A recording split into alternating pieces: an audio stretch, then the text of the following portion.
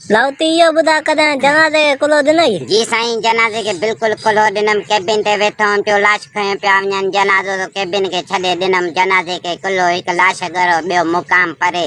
टे ॼणा मत सत करन मुका के कुलो ही न वते अल्लाह अल्लाह अख खोते मुकाम नजर न अचे केबिन इए पई थी मुंहिंजी चुॾ मराए मां सवाब में लॻो पियो आहियां मुंहिंजो मन केर वते केर वथण जे लाइ तयार ई न हुजे पाए के खणी चंबे ते रखां चंबे के खणी चंबे ता खणी कुल्हे ते रखां जिने ॾिधो इंसान थींदो ईअं ॾिधो चियूं हली हली अख खोते मुकाम नज़र न अचे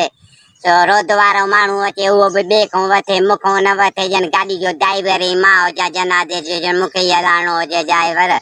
तो हली हली आख़िर कंहिं न वरितो मां आख़िर बेज़ार थी वियुसि मां चयो हिकिड़ो मिंट हिनखे हेठि रखो हिन जा माइट आया आहिनि बूथ ॾिसंदसि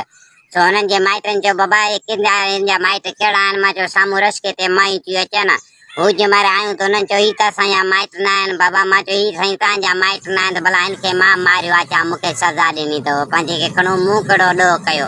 हो त केबिन छॾे कुलो ॾिनो पोयूं दादू जे माण्हुनि लाइ का शइ छॾी हलाए सभु चुराए खणी विया उतां वरी 30 रुपया रस्के ॾी अची मां केबिन ते पहुतो तो सेठ रड़ियूं पियो करे हो त लारो बा केबिन के छॾियो हलियो त वञी लाउती केबिन के छॾियो हलियो त वञी मां चयो भाई त मई त वञे पई कुलो ॾिनोमांसि सो केर मूंखां वठे ई न पियो अल्लाह अख खुते मुकाम नज़र न अचे हिकु लाश गरो ॿियो मुकाम परे आख़िर के रोड ते रखियो हुननि खे चयो माइट आया आहिनि बूथ ॾिसंदसि तो हुननि चयो हीअ त असांजा माइट न आहिनि मां हीअ तव्हांजा माइट न आहिनि भला हिनखे मां मारियो आहे छा मूंखे सज़ा ॾिनी अथव पंहिंजा 3 ॾींहं रश्क जा केबिन ते पहुतो आहियां वरी मुंहिंजे पीउ बि तौबा कई।